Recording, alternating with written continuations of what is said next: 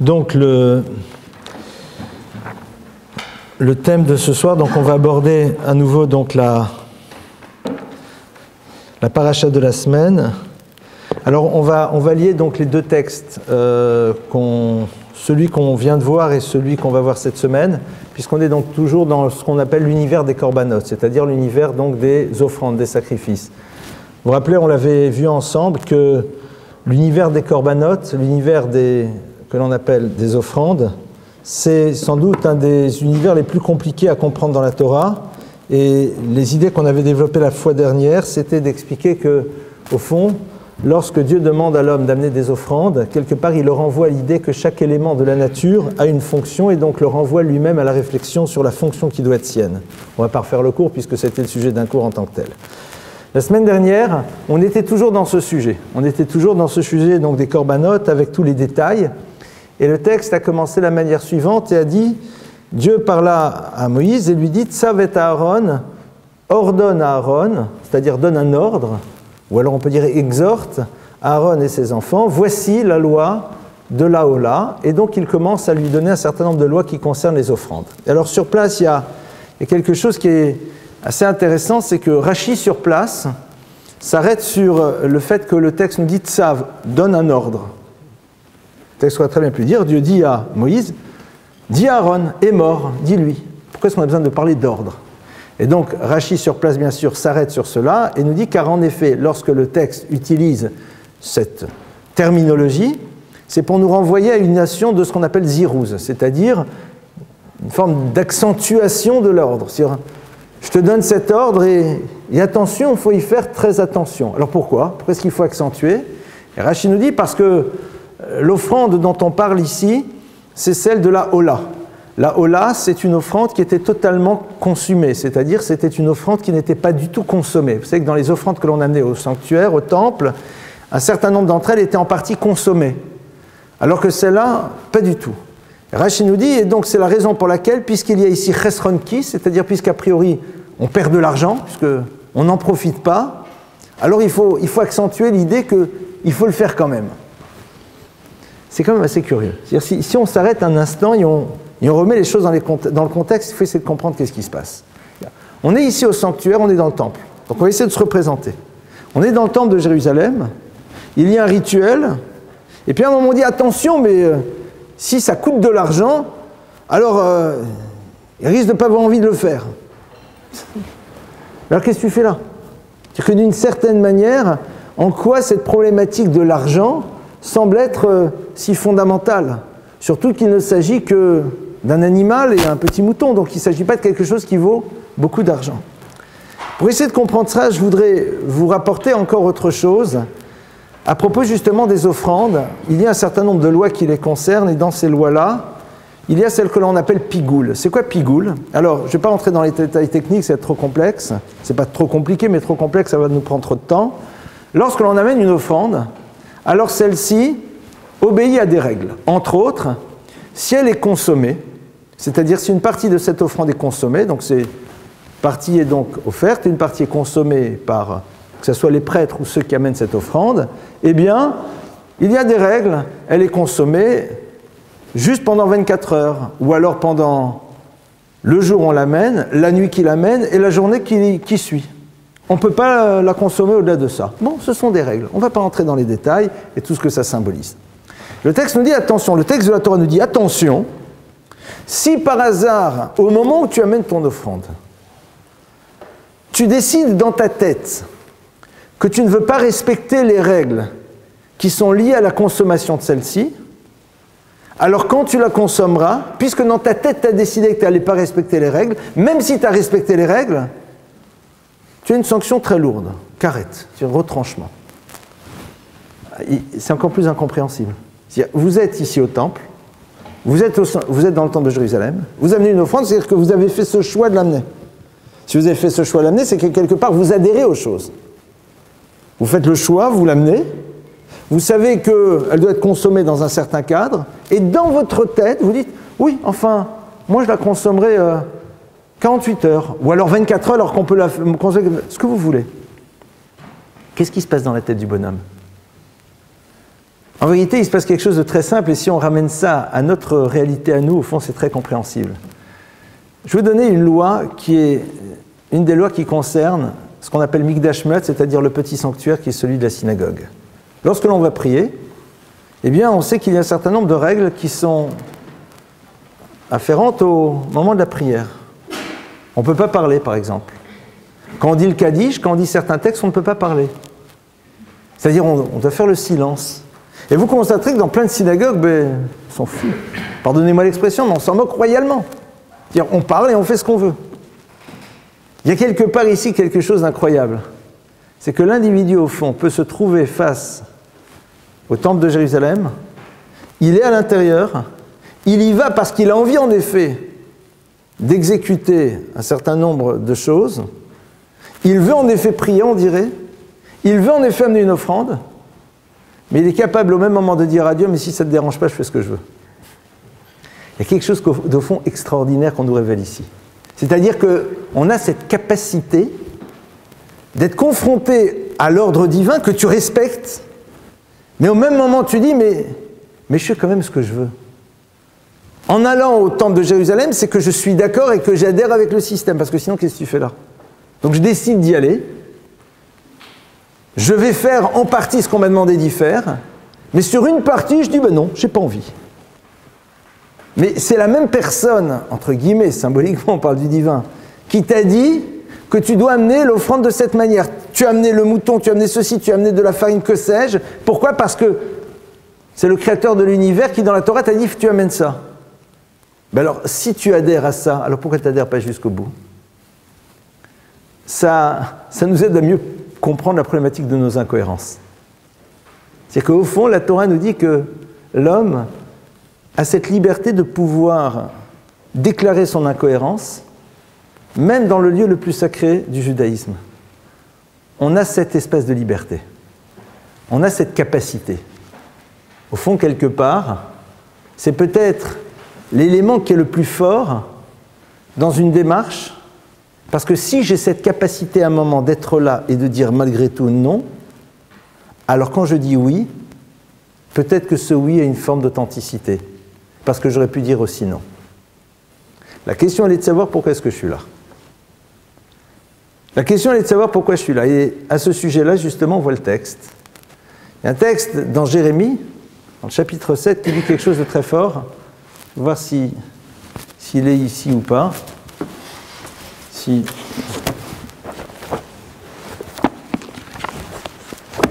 je le trouve.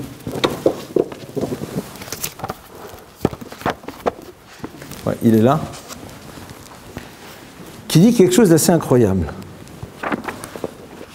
Jérémie va dire la chose suivante. Il va dire que... Pardonnez-moi, c'est dans ce...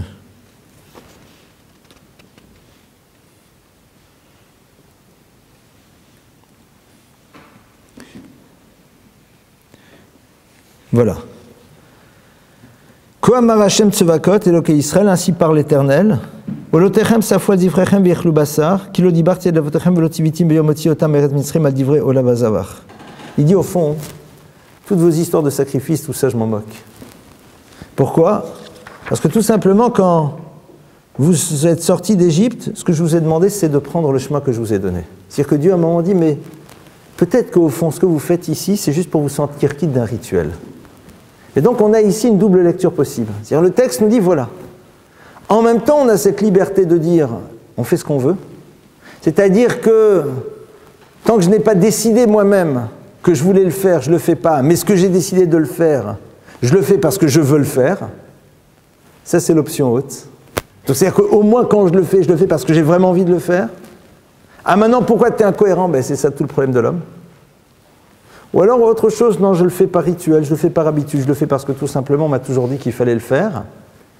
Mais dans la mesure où il y a une partie qui me dérange, je ne la fais pas. Et la différence, elle est fondamentale.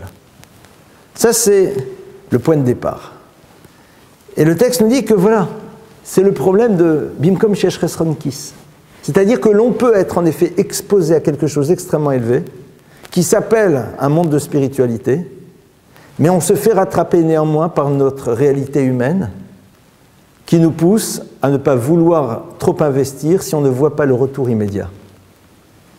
Mais pourtant, tu sais très bien que ce que tu fais, ce n'est pas pour un retour immédiat. Oui, mais quand même, si je n'ai pas de bénéfice de l'investissement que je vais avoir, ne serait-ce même qu'un bénéfice indirect, pourquoi est-ce que je le ferais? Et donc, le texte nous montre bien qu'il y a ici un effort à faire, c'est-à-dire yesh ziruz. Il va falloir à un moment réinsister beaucoup sur cette notion parce que, à un moment, la Torah nous dit que l'homme, même s'il sait que sa démarche est une démarche spirituelle, au fond, s'il n'en tire pas un bénéfice immédiat, il y a de fortes chances qu'il n'ait pas envie de le faire. Et qu'on lui demande justement de construire sa relation à Dieu de telle manière à ce que même si en effet il ne tire pas de bénéfice immédiat de l'investissement qu'il a eu, il soit dans la continuité de celui-ci. Ce texte-là rentre en faux avec tous ceux qui s'engagent à vous promettre une vie bien meilleure le jour où vous allez aller dans l'univers de la Torah. C'est-à-dire qu'au fond, comme si on avait besoin d'un bénéfice visible et quasi immédiat pour pouvoir être dans cette relation avec Dieu. La Torah ici nous dit en effet, c'est comme ça qu'on fonctionne. On aimerait en effet avoir ce bénéfice quasi immédiat et si on ne l'a pas, il y a de fortes chances qu'on n'ait pas envie d'investir. Je ne vois pas l'intérêt, je ne vois pas ce que ça va me rapporter. Ah, mais dans l'absolu, tu sais que c'est fondamental, tu sais que c'est bon, c'est vrai. Mais comme c'est une ola, comme a priori il n'y a rien qui revient à moi, alors je ne suis pas sûr que je veux le faire. Mais je vais faire les autres offrandes, je vais les faire. C'est-à-dire qu'on va faire une forme de sélection des choses qui quelque part nous nourrissent. Alors il est vrai que le texte nous dit que on a besoin en effet d'avoir une forme de retour de ce que l'on est en train de faire, mais le premier retour c'est quoi? C'est cette satisfaction d'avoir été prêt justement à faire quelque chose sur lequel on n'a pas de retour. C'est-à-dire d'avoir pris conscience de cette capacité que l'on a. C'est un petit peu à l'image de la personne qui n'est plus soumise au regard du tiers et qui est capable malgré tout d'avoir un comportement identique à si le tiers était présent. Le vrai retour, c'est cette satisfaction de réaliser qu'on a au fond grandi. Donc au fond, la Torah te dit, voilà, sache que ta nature pourrait te pousser à te dire, mais j'ai pas envie de le faire parce que j'en ai pas un retour. Indirect, c'est vrai, manger un morceau de viande, mais même ça, j'ai pas. Donc au fond, le texte est en train de te dire que si tu es capable de le faire, alors tu es grand. Parce que tu arrives à avoir ce retour, qui n'est pas un retour visible et quantifiable, mais du regard que tu vas porter sur toi-même. Apprendre à être fier de voir que l'on n'a pas besoin de cela pour pouvoir malgré tout faire ce qui est nécessaire. Ça, c'est peut-être sans doute le plus grand retour. Parce qu'il nous permet de prendre conscience que quelque part on s'est élevé, que quelque part on est différent.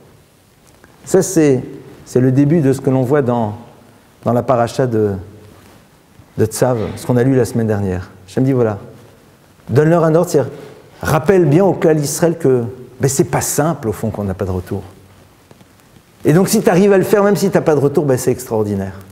C'est que c'est une lecture peut-être totalement différente de celle qu'on aurait pu imaginer. On n'est pas ici en train de pointer un droit accusateur sur la personne et de dire « T'as vu, hein, quand il y a un problème d'argent, hein, t'as vu comment il faut insister ?» Non mais concrètement, il le fait.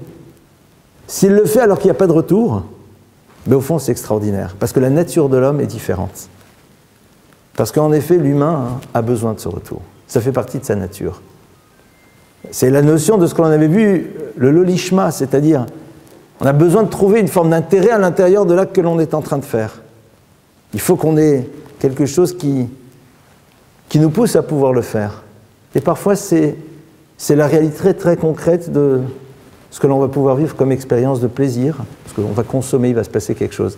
C'est intéressant parce qu'il y a un maître, parmi les plus grands maîtres qu'on ait connus dans notre siècle, qui s'appelle le Rav Dessler. Rav Dessler a été un des très, très, très, très grands maîtres de la pensée juive. Et Rav Dessler raconte que quand il était jeune, et qu'en effet, il se levait pour étudier la raison majeure, la raison première pour laquelle il étudiait, en tout cas la nuit de vendredi à samedi, parce que chez eux, on se levait à 4h du matin, le samedi matin, pour étudier, parce que samedi, on a le temps. Et il dit, la raison numéro 1, c'était bien sûr les gâteaux de sa mère. C'est-à-dire, c'était l'ambiance, c'était ce qu'il allait retirer comme bénéfice immédiat. Il avait cette lucidité de réaliser qu'au fond, c'était ça qui était l'élément qui le poussait à. Maintenant, la génialité d'un homme comme ça, c'est que même le jour où il n'y a plus de gâteau, il y va quand même. C'est-à-dire qu'à ce moment-là, c'est une forme d'exigence que l'on a par rapport à soi-même. Et ça, rappelez-vous, chaque fois que vous n'aurez pas de bénéfice de quelque chose que vous faites et vous le faites quand même, ça révèle au fond une certaine grandeur. Parce qu'il est normal d'avoir envie d'un bénéfice. Parce que c'est humain. Parce que quand ça fait perdre de l'argent et qu'on n'en tire rien, ben, on n'a peut-être pas envie de le faire. Donc si on arrive malgré tout, c'est pas qu'on est normal, c'est qu'on est grand. Juste être capable d'avoir une lecture différente de soi-même, ça fait du bien de temps à autre. À partir de là, on a donc tout un texte qui développe très très longuement toute cette notion, toutes les corbanotes. Et puis on se retrouve dans le texte d'après, celui de cette semaine, qui est Shmini. Et alors Shmini, on va nous parler donc maintenant de l'inauguration du sanctuaire. Donc on a dit un petit peu, voici toutes les lois qui sont liées aux offrandes. Et puis là on dit maintenant, on va inaugurer le sanctuaire. Alors quand le sanctuaire va être inauguré de manière très curieuse, il va se passer un événement assez curieux, qui est dramatique, qui est que le jour de l'inauguration du sanctuaire, on est dans le temple, on est dans le désert. Les deux fils de Aaron, Nadav et Avihu, vont mourir. C'est-à-dire que la joie de l'inauguration du sanctuaire, dans lequel justement on va créer ce rapprochement avec Dieu à travers toute la nuit vers des corbanotes, est entachée par la mort de ces deux personnages. On essaie de comprendre pourquoi. Et quand vous regardez le texte nous dit que Nadav et Avihu, ils vont mourir Bakriva Meshzara parce qu'à un moment, ils vont décider d'amener un feu étranger sur lequel Dieu n'avait pas donné d'ordre. Alors de nouveau, question. On est le jour de l'inauguration. L'univers du sanctuaire, c'est l'univers de la règle. Quand vous regardez comment il est construit, il y a des règles très précises, extrêmement précises. Au niveau des corbanotes, au niveau des offrandes, c'est très précis. Où est-ce qu'on l'amène, à droite, à gauche, au nord, au sud, comment on le fait monter, combien, etc. On est dans une précision extrême. Parce que l'univers des corbanotes nous renvoie au fond à l'importance de chaque détail qui a une dimension qui va au-delà de ce qu'on pourrait imaginer dans l'univers dans lequel on se trouve. Et ce jour-là, donc, on a ces deux personnages qui sont présents. On a Nadav et Avihu qui sont les enfants de Aaron et qui, eux, à un moment, disent « Bon, mais nous, on va offrir les choses de cette manière. Nous, on va faire ça. » Et on prend une initiative. Et là, brusquement, ils meurent tout de suite. Alors, qu'est-ce qui se passe? Pourquoi est-ce qu'ils décident de faire ça? Qu'est-ce qui s'est passé dans leur tête? Plus encore, c'est quoi cette sanction? En tout cas, moi, si je vous les décris, s'il y a une sanction pareille, même si on ne comprend pas où est la faute, c'est qu'il faut croire que ce n'est pas bien ce qu'ils ont fait. Or, je ne sais pas si vous le savez, mais ce texte-là, qui nous relate la mort des deux fils d'Aaron, on le lit quand? Cette semaine, mais une autre fois dans l'année. C'est quand? Le jour de Kippour. Bravo. Le jour de Kippour, pourquoi? Parce qu'on nous dit, rappelle-toi que lorsque des justes d'un tel niveau disparaissent, ils amènent une forme d'expiation pour le monde. Donc en deux mots, on est en train de te dire que tu as deux personnages qui sont absolument géniaux, qui ont fait quelque chose de totalement incompréhensible, qui vont mourir pour cela, mais qui sont considérés comme étant des personnages de tout premier plan. La preuve, c'est que le jour de Kippour, on parle de leur disparition. Donc on a a priori quelque chose qui est légèrement contradictoire, et on va essayer d'abord de se reconnecter à ce qu'on vient de voir. Qu'est-ce qu'on a vu? On a vu dans la paracha de Tzav cette liberté que l'homme a de pouvoir à un moment décider ce qu'il veut faire, même dans le cadre dans lequel il est soumis à la parole divine. Et donc de sa génialité, s'il est capable à un moment de pouvoir se soumettre à cette parole, même s'il n'en tire pas un bénéfice ou s'il ne voit pas un intérêt. C'est-à-dire qu'au fond, il y a une forme de grandeur. Il y a une grandeur très réelle. Maintenant, qu'est-ce qui se passe? On arrive le jour de l'inauguration, et on a ici ces deux personnages, et on va partir donc de ce que le texte nous dit, c'est-à-dire que ce sont deux tzadikim, deux êtres extrêmement élevés, et qui décident de prendre une initiative. Plus encore, ils sont face à deux autres personnages qui sont Moshe et Aaron, Moïse et Aaron, et ils font ce qu'ils ont envie de faire. Qu'est-ce qui s'est passé? Surtout que le texte va nous dire que lorsqu'ils vont mourir, Aaron, leur père, va dire Bikrova et Kadesh. Il dit par ceux qui sont les plus proches du Créateur et Kadesh, l'univers de la sanctification arrive. Et quand la sanctification arrive, il y a mort. Et Aaron va plus loin, il dit, je pensais, dit-il en montrant Moïse et lui-même, que si on avait deux qui devaient mourir ce jour-là, c'était ou moi ou toi. Il faut croire qu'ils sont plus grands que nous. Donc on est quand même dans quelque chose un peu bizarre à comprendre. Qu'est-ce qui se passe et qu'est-ce qui se joue ici? Je vais vous lire le texte qui va encore rendre les choses plus compliquées que ça.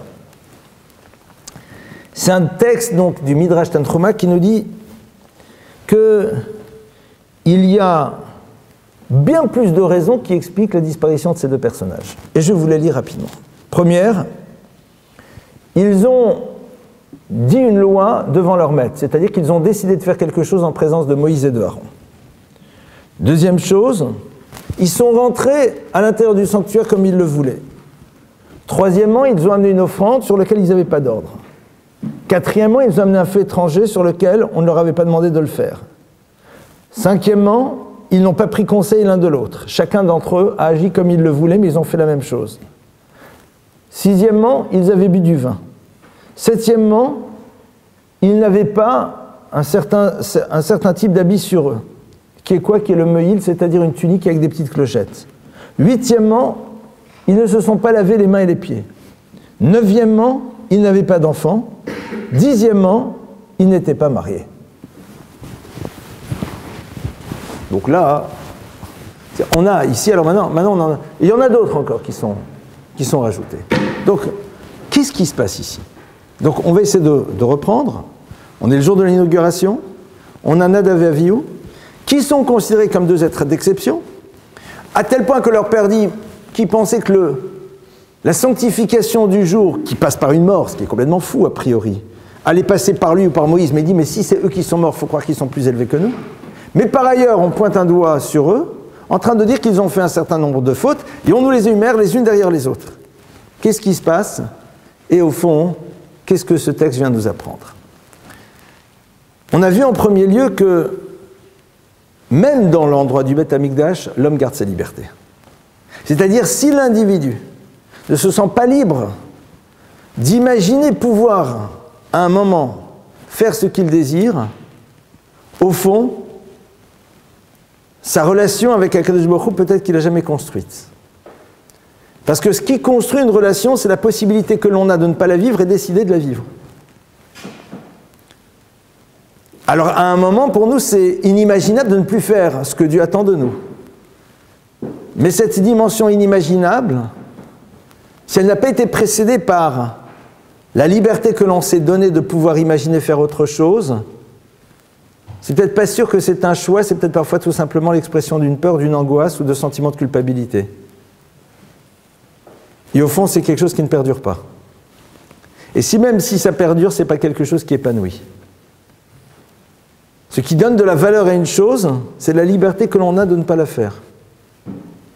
Il y a un moment de construire une démarche qui nous amène à ne plus pouvoir imaginer ne pas la faire. Mais ça, c'est la suite. C'est la raison pour laquelle on considère que l'âge du choix, c'est l'âge dans lequel émergent à l'intérieur de nous toutes nos possibilités de révolte.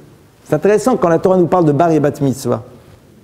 C'est une période qui est concomitante avec l'émergence de toute forme d'énergie qui nous pousse à ne pas vouloir faire, à vouloir nous révolter, à vouloir suivre les appétits de notre corps et tout le reste. Et c'est à ce moment-là où s'engagent les vraies batailles. C'est-à-dire qu'à un moment dans notre vie, on vit cette expérience du vrai choix parce que la possibilité de ne plus être à l'écoute de la parole divine, elle est présente. Donc le fait de l'être par la suite, c'est l'expression d'un choix.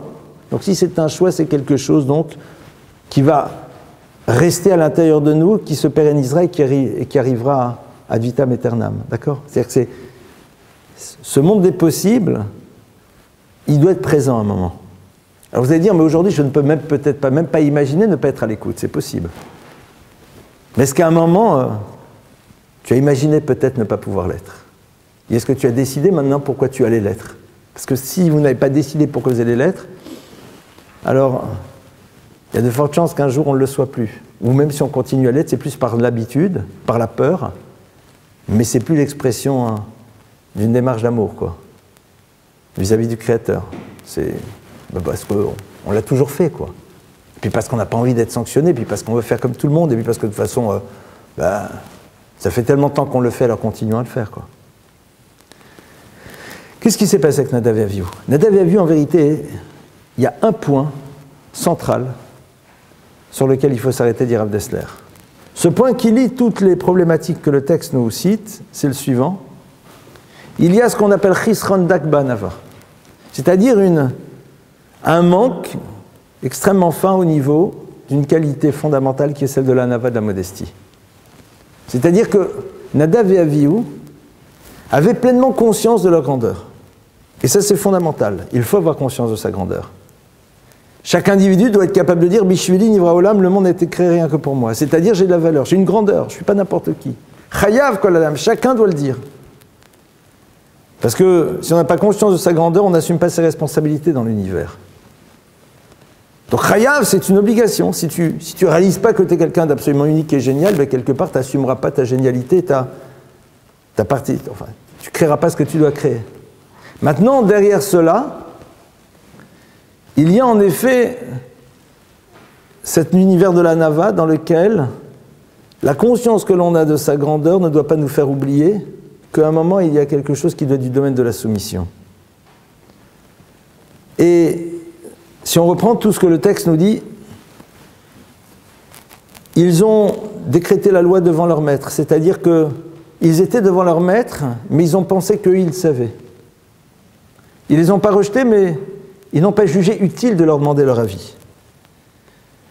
Et donc à partir de cela, tous les processus qui suivent sont liés au même principe. Ils pensaient qu'ils étaient capables. Mais non point dans une forme de défi, puisque là, ils vont exactement, a priori, tel qu'ils le pensent, dans le sens de ce qu'il faudrait faire. Ils ne sont pas ici dans une opposition dans laquelle ils rejettent. Ils vont dans le sens du culte. Ils veulent en effet faire des choses. Ils amènent en effet les martotes, ils amènent les encensoirs. Ils veulent faire les choses pour Hachem. Donc on n'est pas ici dans leur génialité qui leur permettrait de dire ben non, on ne fait pas ce que Dieu nous demande de faire, on s'en écarte. Le texte nous dit qu'ils n'avaient pas le mil, c'est quoi? C'est cette tunique sur laquelle il y a des petites clochettes qui sont là pour rappeler à l'homme sa dimension mortelle, c'est-à-dire qu'à un moment il fait du bruit et puis à un moment il n'en fait plus. Ils ne s'étaient pas lavé les mains et les pieds, c'est-à-dire qu'ils avaient oublié à un moment de faire en telle sorte que de poser la question si la totalité de leur être était totalement pure, à l'image des mains et des pieds qui sont les deux extrémités, qui sont les possibilités que l'homme a d'être dans un mouvement dans l'univers. Ils n'avaient pas d'enfants, ils n'avaient pas de femmes parce qu'ils ne savaient pas vraiment s'ils allaient trouver une femme à leur hauteur. Ils n'avaient pas d'enfants, donc cette notion un petit peu de sensibilité à l'autre n'était pas vraiment présente. Parce qu'on dit que quelqu'un qui n'a pas d'enfant ne peut pas, par exemple, être juge et donner des jugements, surtout dans le domaine des problématiques de vie et de mort, parce qu'il lui manque quelque chose dans la compréhension de la sensibilité. Donc c'est très, très fin ce qui se passe chez eux. Mais, concrètement, ils vont disparaître. Mais ça reste des tzadikim. C'est-à-dire, ça reste des personnages d'un niveau extrêmement élevé, mais à qui à un moment a manqué cette dimension de hanafa, d'humilité. Et comme ils sont tellement élevés, ce manque d'humilité qui est extrêmement imperceptible, le Créateur de l'univers va dire, voilà, je sanctifie ce moment en montrant le degré d'exigence que j'ai par rapport à l'individu dès lors qu'il est grand. Et au fond, ça nous renvoie au principe de responsabilité que chacun a d'entre nous dans le monde. C'est-à-dire que l'inauguration du Mishkan, c'est quoi? C'est le moment dans lequel on renvoie chaque personne à la responsabilité qu'il a dans l'univers. Et le fait que Dieu est dans une forme d'attente vis-à-vis de lui, et que plus cet individu va être grand, plus l'attente qu'Hachem a de sa dimension élevée dans tous les domaines sera grande. En deux mots, ne t'imagine pas qu'il te suffira juste de faire ce que les autres font et puis tu t'arrêtes. Noblesse oblige. On attendra quelque chose de toi au regard de ce que tu es. Et tu ne peux pas te refuser à devenir ce que tu peux être, parce que ça serait gâcher ton potentiel. Et au moment où tu le deviens, eh bien sache qu'en effet, il y a une attente qui devient supplémentaire. Alors vous allez dire, c'est très fatigant. C'est-à-dire parfois on dirait, en réalité, c'est pas fatigant du tout. Parce que comme on l'a vu au début, plus l'individu va développer cette dimension à l'intérieur de lui-même, plus il va se sentir grand, et plus cette grandeur va le nourrir, et plus elle va le nourrir, plus elle lui permettra de progresser. C'est-à-dire que ce que l'on attend de quelqu'un lorsqu'il est grand révèle sa grandeur. Et la conscience que l'on a de sa grandeur nous renvoie à la mission qui est la nôtre, et ça, c'est ce qui nous nourrit.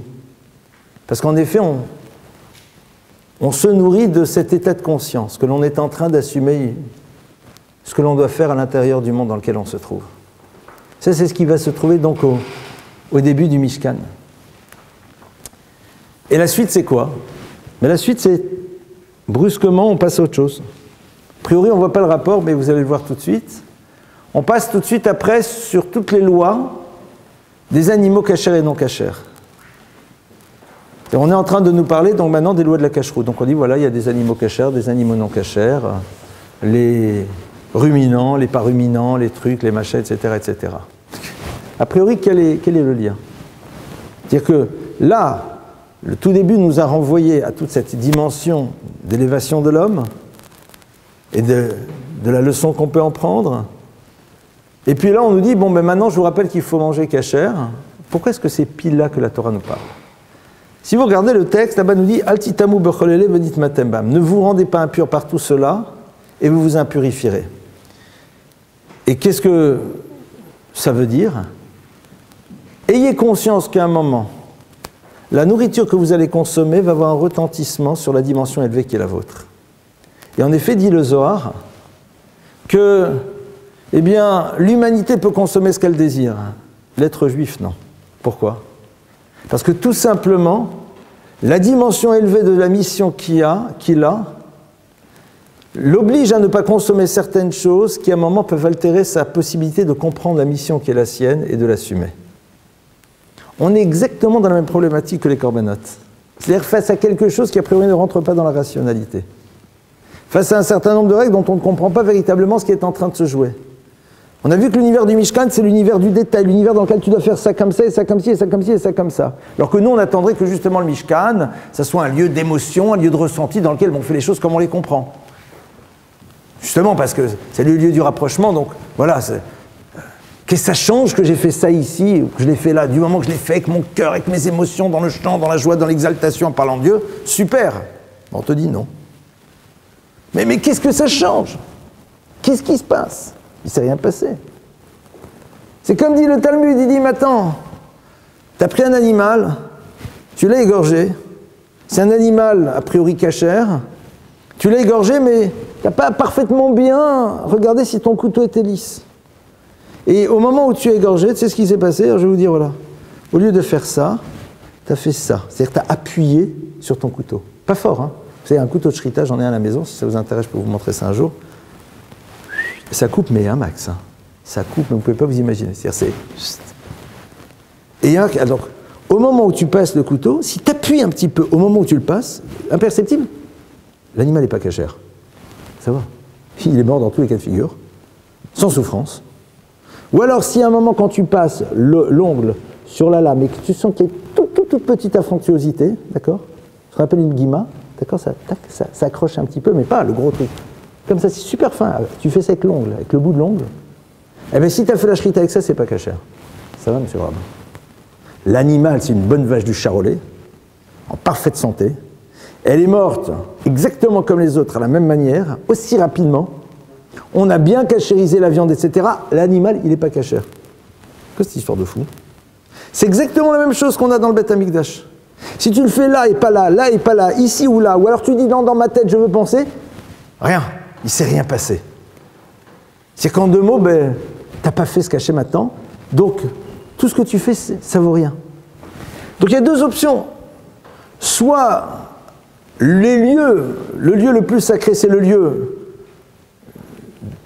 des, je sais pas comment, des toqués, dans le sens premier du terme.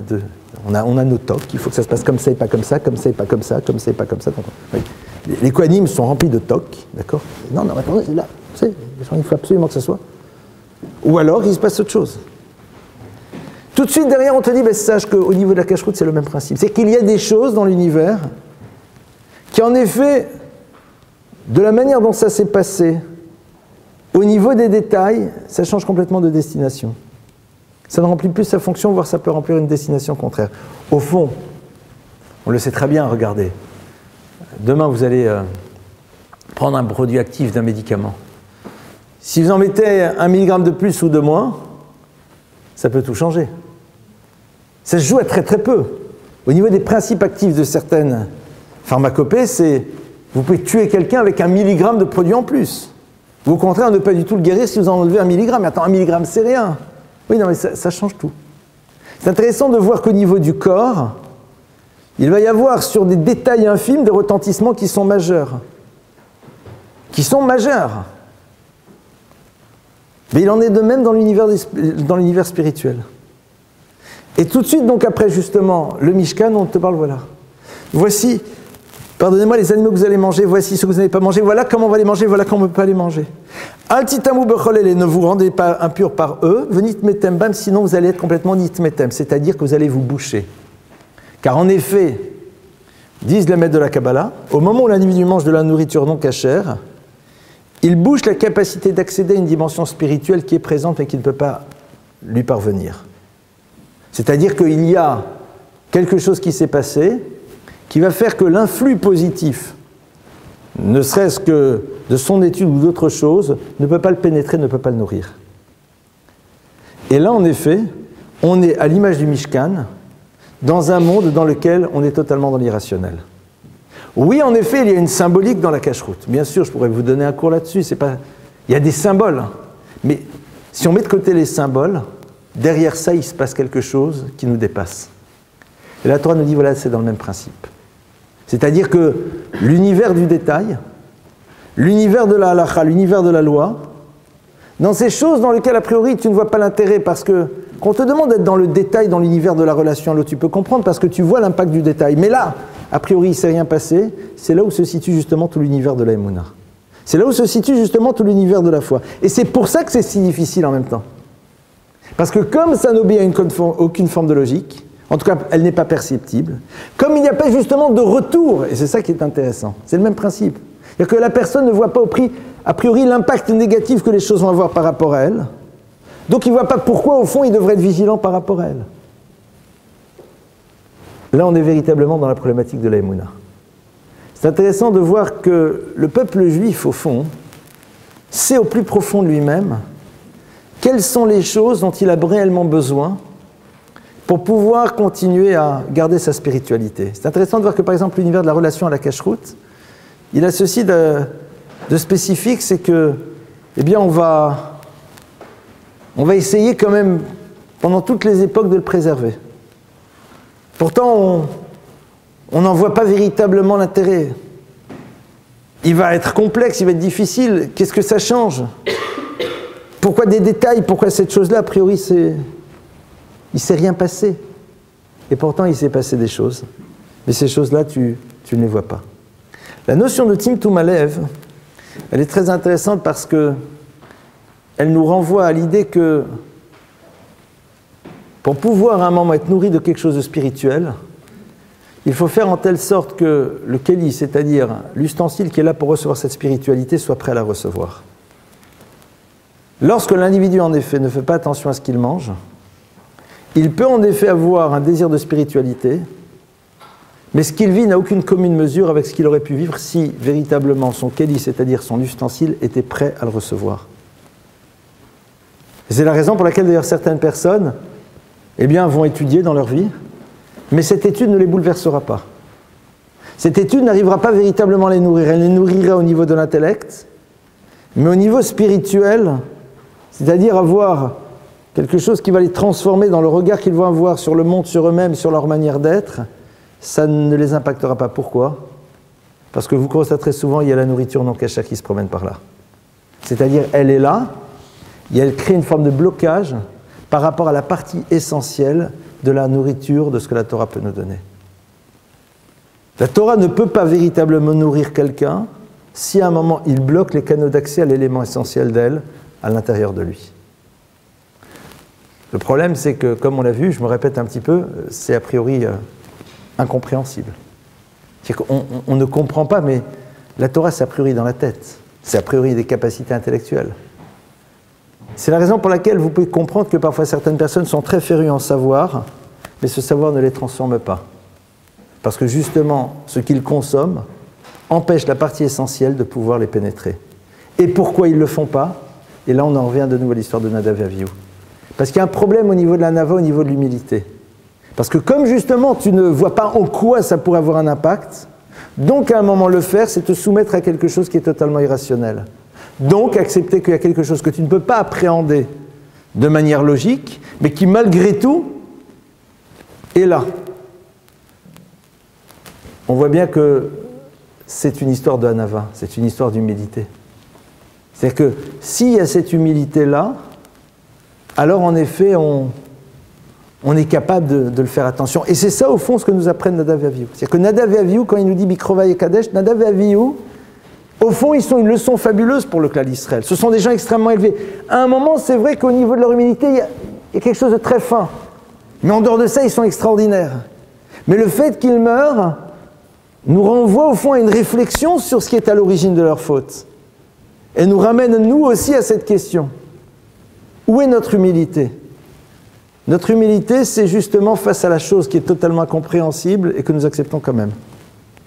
Face à cet élément qui est totalement irrationnel et que nous acceptons malgré tout, auquel nous acceptons de nous soumettre. C'est là où véritablement. Et il y a celui qui dit, ben non, moi si c'est pas dans ma rationalité, je ne le comprends pas. Alors, mon cher ami, je ne sais pas comment tu fais chez ton médecin, quoi. Si tu dois t'expliquer le détail de tous les éléments qui vont faire que, et c'est la raison pour laquelle tu acceptes un moment, bon, je ne vois pas pourquoi si j'en prends 4 cachets, ça me fera du mal, donc j'en prends 4, ils ont bon haut. Non mais on t'a dit que non, mais c'est n'importe quoi. Vous avez dit qu'un petit cachet de plus comme ça va me mettre par terre, c'est n'importe quoi, vous foutez du monde, quoi. Parce que le poulet, on lui a fait ça. Alors, il y a une différence, c'est qu'au niveau du cachet, parfois on va lui demander des exemples, et donc comme il a vu des exemples, il va croire. Donc c'est-à-dire que tu as besoin encore d'avoir quelque chose qui te permette de ne pas te sentir soumis parce que tu dis non mais c'est ma décision, parce que comme j'ai pas envie que ça m'arrive, donc c'est pour ça que... La hanava, l'humilité, disent nos maîtres, c'est la qualité des grands. Vous dire comment est-ce qu'on peut être grand et humble? C'est parce que pour devenir grand, il faut être humble, parce qu'il faut être d'abord dans l'acceptation. La véritable grandeur, elle passe d'abord par cette acceptation. Si cette acceptation n'est pas là, on ne peut pas accéder à une véritable grandeur. On peut accéder à des connaissances, on peut accéder à des savoirs, on peut accéder à plein de choses. Mais la véritable grandeur, elle s'obtient à travers cette dimension de Hanava. Qui en est le prototype? C'est Moïse. Moshe Rabbeinu, c'est ça, sa qualité première. C'est par cela qu'il est défini, comme étant l'être le plus hanav, l'être le plus humble que la terre ait porté. Pourquoi? Parce que sa vie entière, ce n'était qu'une chose, c'est être complètement à l'écoute de la parole divine vis-à-vis de laquelle il n'a pas eu peur à un moment de s'opposer. Donc, c'est-à-dire, ce n'est pas une soumission aveugle parce qu'il y a peur, parce qu'il y a impossibilité de s'élever contre. Au tout début, il a dit à Hachem, je ne suis pas d'accord. Il lui a dit, mais pourquoi tu fais ça et pourquoi tu ne fais pas ça? Donc, il y a des mots.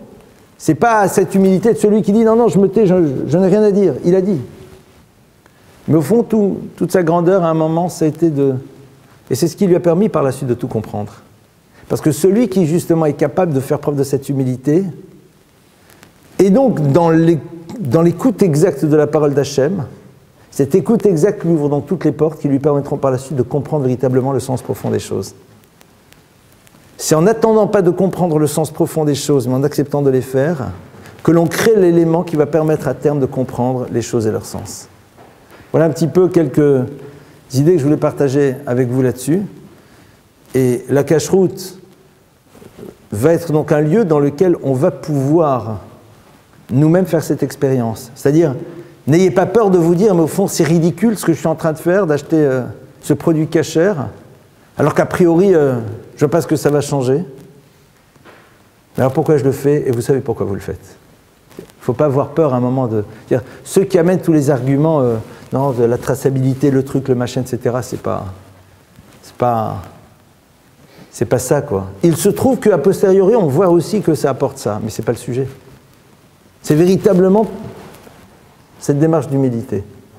Et d'avoir envie, en effet, que l'élément qui pourrait altérer la possibilité que la spiritualité rentre dans ma vie ne soit pas présent, pour pouvoir me permettre de la recevoir par la suite. Et c'est comme ça qu'au fond, on arrive véritablement à grandir. Voilà quelques idées que je voulais partager avec vous ce soir. Ce qui est très bien, c'est que comme il fait froid, vous êtes immobile, ne bougez pas, c'est génial, je vous ai congelé sur place. Mais bon, on est quand même en tractation pour d'autres lieux, je vous dis tout de suite, mais c'est pas si simple. Les synagogues, jusqu'à ce qu'elles vous reçoivent, c'est pas... on est entre le 11e et le 16e, bon ça va. Ça avance, ça avance. Tov, allez, à vous les questions. Quelle heure il est là? Ah bah oui, c'est à vous les questions. Oui. Est-il possible des grandes tzadikim comme ça qui ne se doutaient pas de ce qu'ils faisaient? C'est ça. C'est paradoxalement, ça rassure. Oui, mais alors comment ne pas faire les fautes après? Si on voit que des grands comme ça, ils font des fautes, et pas une ou deux, 10.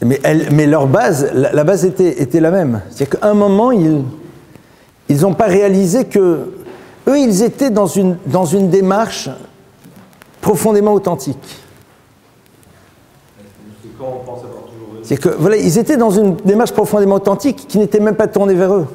Si on pense avoir raison sur quelque chose, il faut se reposer la question, est-ce qu'on va dans le bon sens aussi? Savoir quelle est, comme on dit, sauf massé be marchavatri, c'est-à-dire que la fin de l'action, elle dépend de la pensée que tu as eue au début.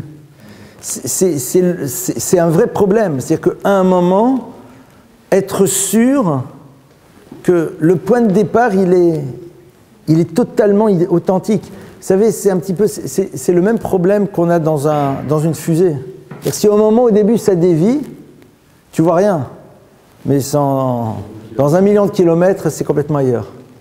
C'est le point le plus sensible.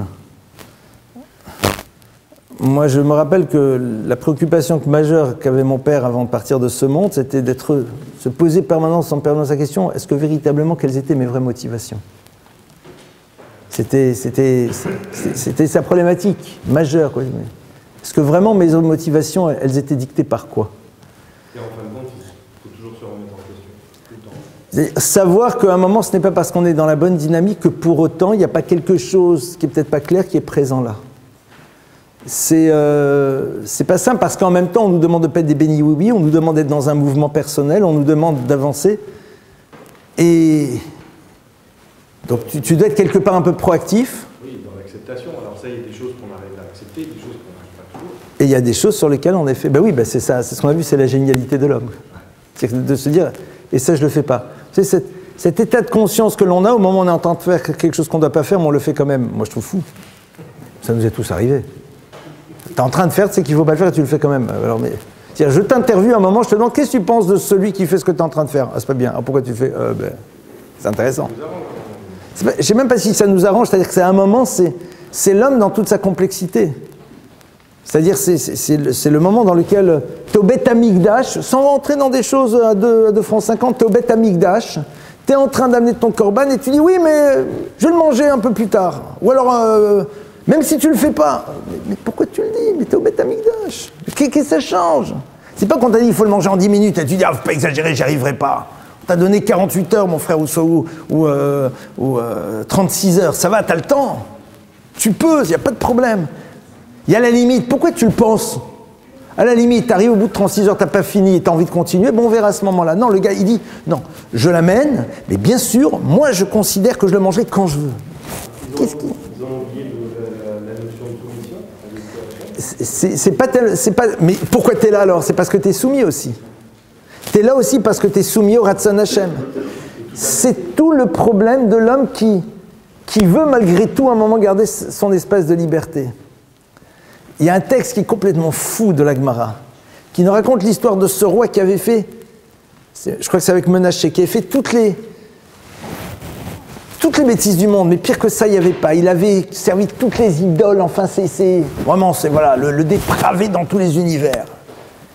Et il s'est retrouvé en train de mourir de manière horrible, et il est là en train, sous la torture, il est en train de brûler, etc. Enfin, il invoque toutes ces divinités, rien ne répond, et puis après il dit, je me rappelle, mon père m'avait appris qu'il y avait aussi celui qu'on appelle le Dieu d'Israël. Et il dit, je vais lui demander. Mais il va plus loin, il dit, et s'il ne me répond pas, c'est qu'il est comme tout le monde. Alors la Gemara nous dit qu'à ce moment-là, les anges, Alors bon, ce sont les énergies quelque part font passer l'univers des prières, disent à Dieu, il bloque les prières. Il dit non, une prière comme ça on ne fait pas. C'est-à-dire, c'est quoi cette histoire? Il se fout du monde ou quoi? Il y a marqué qu'Hachem prend à ce moment-là, que Dieu crée une forme de chemin dérivatif qui ne passe pas par les anges. Je ne vais pas vous expliquer ce que ça veut dire, moi-même je ne comprends rien, mais c'est-à-dire qu'il y a Dieu fait en telle sorte que l'univers des anges disparaisse pour que la prière elle y accède directement. On m'a dit mais pourquoi?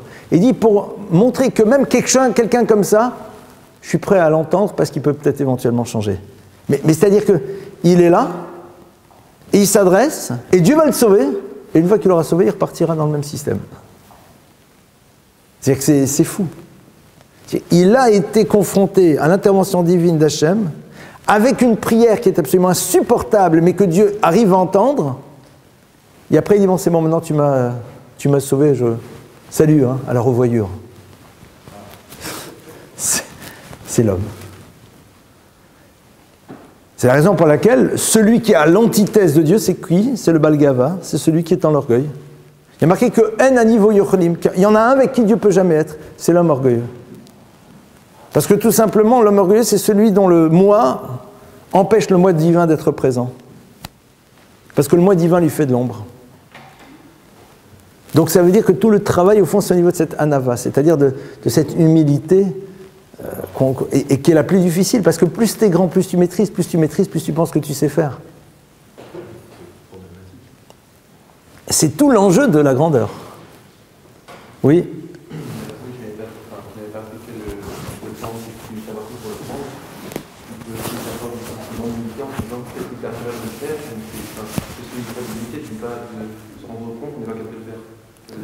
Alors, j'ai peut-être pas... Non, ta question, je te prie m'excuser, je l'interromps, ta question montre que je l'ai mal expliqué les choses. Donc, je vais le redire. En vérité, c'est quoi? C'est-à-dire que quand tu amènes un korban, on te dit, voilà, il y a une partie que tu vas devoir consommer. Tu vas la consommer. Maintenant, on te laisse 36 heures, par exemple. Donc, en 36 heures, tu as le temps. D'accord? Maintenant, si à la limite, au bout de 36 heures, tu n'y arrives pas, c'est pas grave. On prend ce qui reste et on le brûle. Terminé. C'est comme ça. Et ben, je pensais, j'ai pas réussi, donc tout va bien. Lui, au moment où il l'amène, il dit, je sais que la loi me dit que je dois le manger en 36 heures. Et je sais que si j'y arrive pas, c'est pas grave, on brûlera, donc tout va bien. Mais moi, je décide, et il sait, moi, je décide que je le mangerai en moins de temps, par exemple, ou en plus de temps, c'est pas plus. Ou alors, la loi me dit que je dois le manger dans ce cadre, et moi, je dis non, je vais le manger à l'extérieur. Mais tu es en train de respecter les détails de la règle au moment où tu l'amènes, et tu décides qu'il y a certaines règles, tu t'en affranchis. Et en plus, c'est même pas, c'est dans sa tête en plus. Ce qui est extraordinaire, c'est que le concept du pigoule, c'est dans la tête. C'est ça qui est incroyable. C'est pas que, si on avait dit, le bonhomme après, il a dit non, c'est trop compliqué. À la limite, c'est un problème de gestion, mais là, c'est, de toute façon, ce qu'il pense, personne n'est au courant de ce qu'il pense. C'est pour ça qu'on dit que s'il le consomme après avoir eu cette pensée-là, venir reta, il a chayev karet, c'est-à-dire personne ne saura, mais il s'est quelque part déconnecté de la source divine. Parce qu'à un moment, il a montré que la relation avec Hachem, il a coupé, quoi. Il la veut, mais à un moment, stop.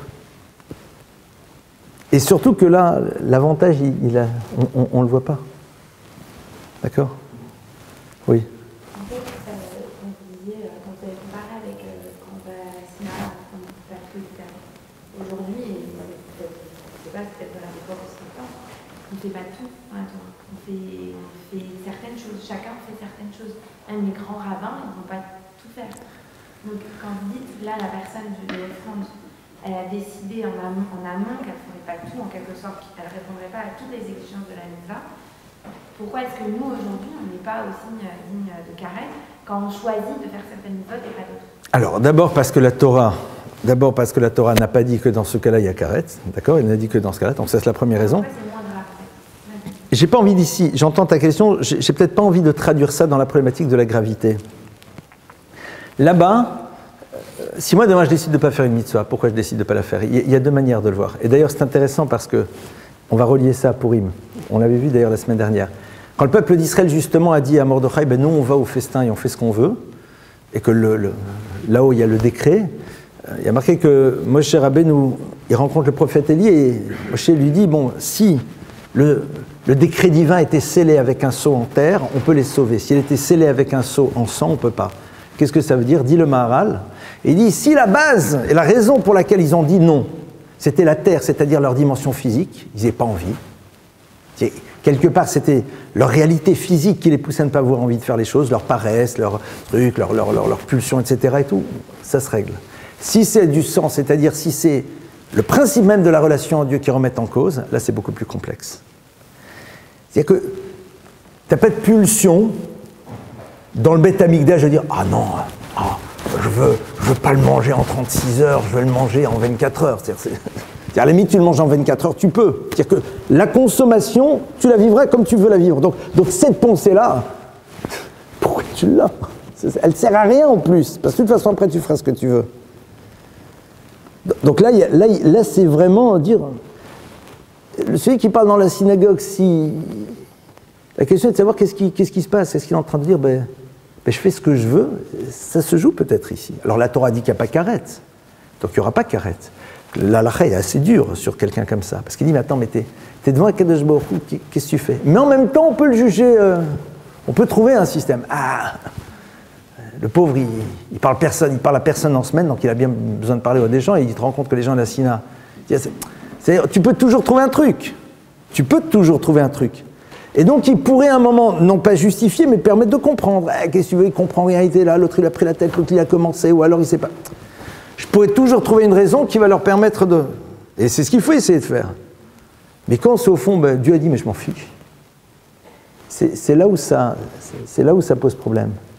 Tant que c'est pas la relation avec Dieu, c'est moins grave. Bien sûr, mais c'est le fameux texte qu'on avait vu une fois, vous vous rappelez, dans un cours, où la Mishnah dit que quand quelqu'un prie, et qu'il y a un serpent qui s'entoure autour de sa jambe, il doit continuer à prier.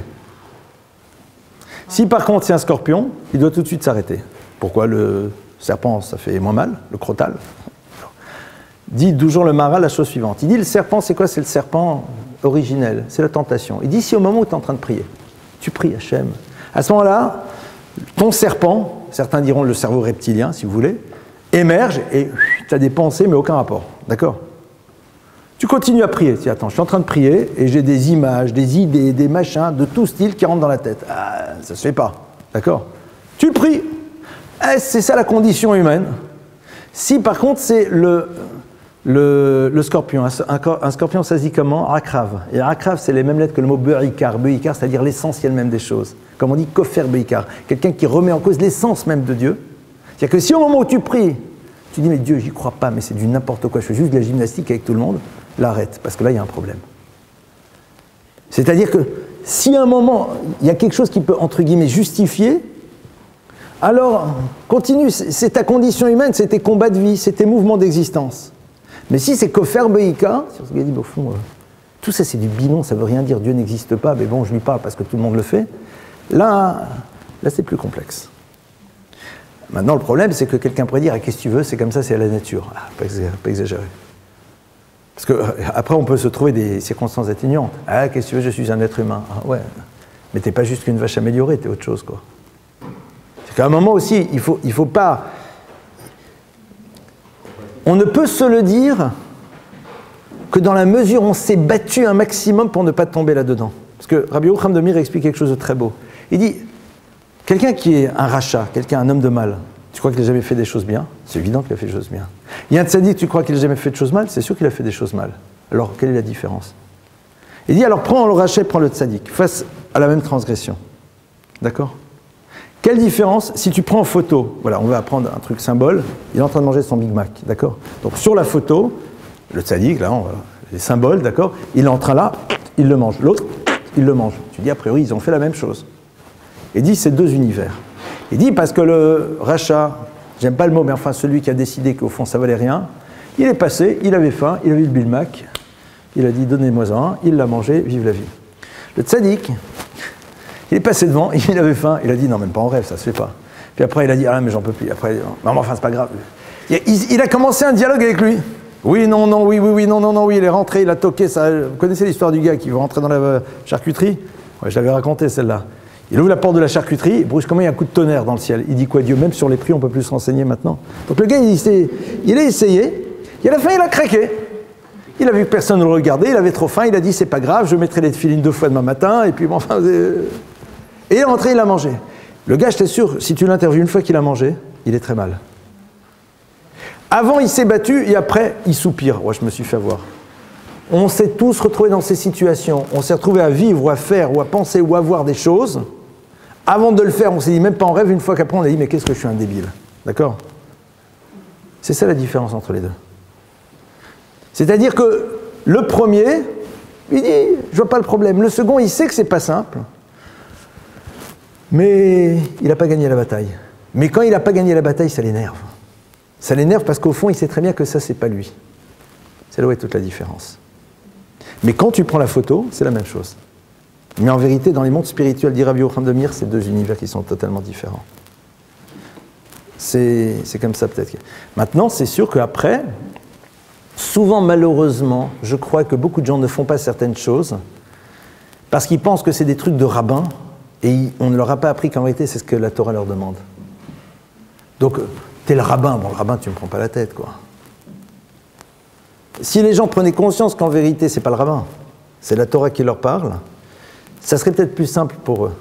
Parce que moi, j'ai plus facile, entre guillemets, à me soumettre à la parole d'Hachem qu'à la parole d'un homme. Qu'on le veuille ou pas. Parce que à réussir à me soumettre à la parole d'un homme, c'est plus complexe. Il faut y arriver.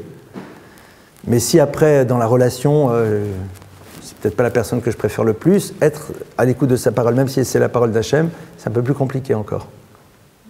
Ouais, donc, la nation de... La notion de contrainte. La Torah, elle parle beaucoup de contraintes. Surtout dans le monde c'est quand même... Oui et non. Oui et non. Oui et non. Oui et non. Oui et non.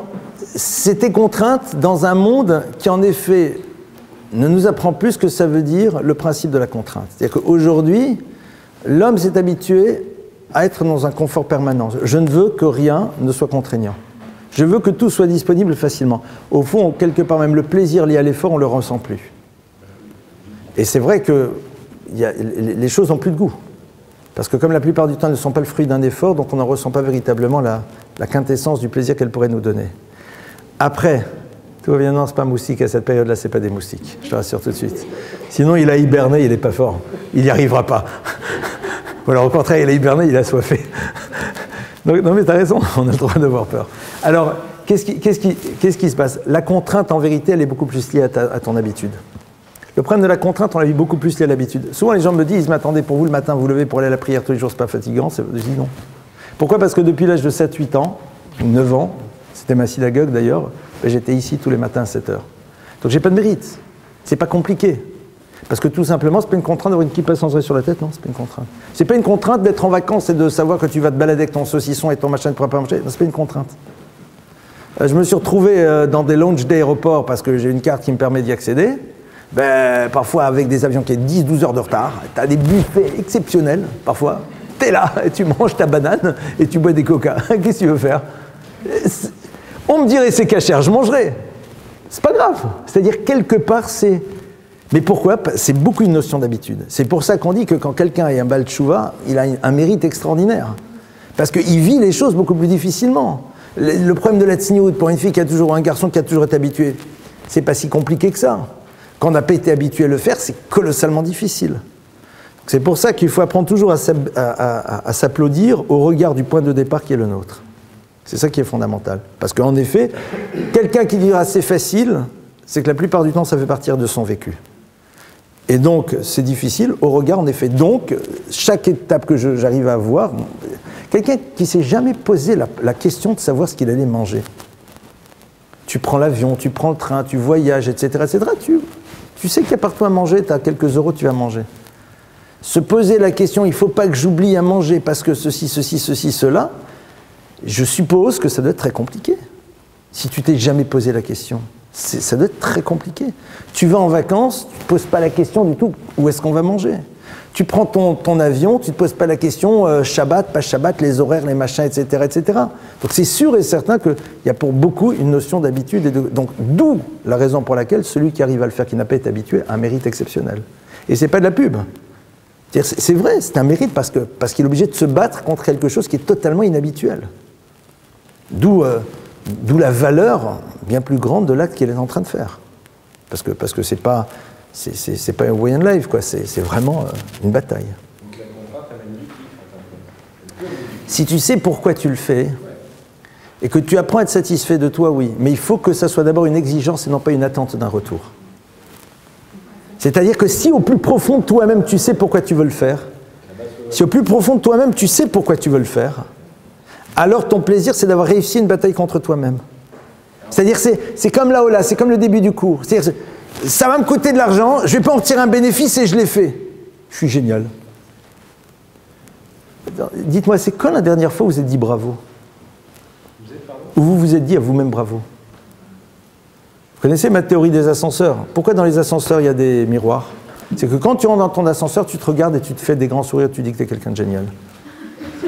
C'est ça que ça sert. C'est pas pour se recoiffer? Non, c'est pour se coiffer, c'est généralement quand on va chez les autres. D'ailleurs, je vous rappelle pour celles qui ne sont pas encore mariées que l'ascenseur, on se recoiffe surtout avant de rentrer chez soi. Hein.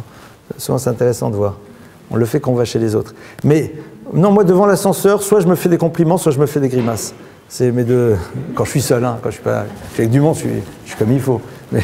Mais c'est-à-dire, se regarder, se dire bravo, c'est fondamental. Se dire, on peut se dire qu'on est beau. Mais ça, c'est pas très compliqué, il faut juste une mère juive, après c'est fatigué. Mais c'est aussi s'applaudir. Il faut apprendre à s'applaudir. Il faut apprendre à être profondément fier de soi. Parce que quelque part, c'est des défis qu'on... Et en dehors de ça, ça crée une dynamique, c'est sûr. Autre question? Une dernière. Une dernière pour la route, oui. L'homme, il craint plus Dieu ou l'homme? L'homme. Bah ouais, quand vous me regardez, je suis un gars super. Pardon? Exactement. C'est la bénédiction que Rabbi Eliezer a dit avant de mourir, comme tu dis parfaitement. Rabbi Eliezer, avant de mourir, il a souhaité à ses élèves, il dit, je vous donne la plus grande bénédiction, que votre crainte de Dieu soit comme celle de crainte des hommes. Ils ont dit quoi, c'est tout? Il dit, ça sera déjà pas mal. C'est la fameuse histoire du Chafetz Chaim qui était un jour dans une charrette et puis à un moment le paysan passe et puis il prend quelque chose dans un champ qui ne lui appartient pas et le Chafetz Chaim hurle et dit attention, attention, il y a quelqu'un qui te voit. Alors vite l'autre. Il avance. Et puis après il se retourne très discrètement pour voir, il voit qu'il n'y a personne. Il dit mais il n'y a personne. Il dit si, il y a lui. C'est évident, on le sait. C'est tout un travail de... C'est ce qu'on appelle l'expérience de la solitude. C'est-à-dire seul face à soi-même. La grandeur de quelqu'un, elle se révèle quand justement il n'est plus soumis au regard de l'autre. C'est comme la réussite d'une éducation. La réussite d'une éducation, c'est quand le regard de l'éducateur n'est plus là. C'est là où véritablement on voit si les choses ont été transmises. C'est-à-dire si la personne s'est appropriée les choses et si elles font partie d'elle-même, quoi. Et c'est ça qui est très très beau en même temps. Mais ça c'est un travail, ça prend des années. Vous êtes chez vous seul, comment vous mangez? Comment vous buvez? Comment vous affalez devant la télé? Est-ce que ça serait la même manière si j'avais quelqu'un qui était là ou pas? Comment je m'habille? Comment je me déshabille? Comment je fonctionne? Alors, mais on fonctionne tous sur le même principe. L'idée, c'est un moment de... C'est la première chose, Shiviti Hachem. J'ai conscience de la présence d'Hachem à chaque moment de ma vie. Alors, c'est pas une conscience de l'œil, c'est l'œil de Victor Hugo, l'œil de... Mais, c'est un peu trop comme ça, glaçant, angoissant, pas du tout. Qu'est-ce que j'attends de moi-même? Qu'est-ce que j'attends de moi-même? C'est un petit peu, vous savez, c'est le même principe que les règles d'hygiène, c'est-à-dire, je me brosse pas juste les dents avant d'aller chez le dentiste, quoi. C'est-à-dire, qu'est-ce que j'attends de... Non, vous savez, des gens, c'est comme ça, hein. C'est-à-dire, c'est quelque part, mais c'est incroyable. Parler à des dentistes. C'est qu'à un moment, c'est ce que l'autre va penser de moi qui va faire que... Mais non, c'est toi-même par rapport à toi. Qu'est-ce que tu attends de toi-même? Et c'est extraordinaire. Parce que quand... Je peux vous le dire, parce que c'est des expériences que j'ai pu faire, je pense que chacun... Et qu'est-ce qu'on est fier de soi? On est content de soi si c'est quelque chose auquel on adhère, quelque chose qui pour nous est important, de voir qu'au fond, seul, totalement seul, on vit, on fait les choses exactement comme s'il y avait 200 personnes qui étaient en train de vous voir. Et on est fier de soi. Ça veut dire que cette chose-là, elle fait partie de nous-mêmes. Et puis parfois on n'y arrive pas. Hein. Ça fait partie de la vie aussi. On recommence. Bon, très bien, écoutez, je pense que vous êtes rafraîchis comme il faut. Donc, Bezrat Hashem.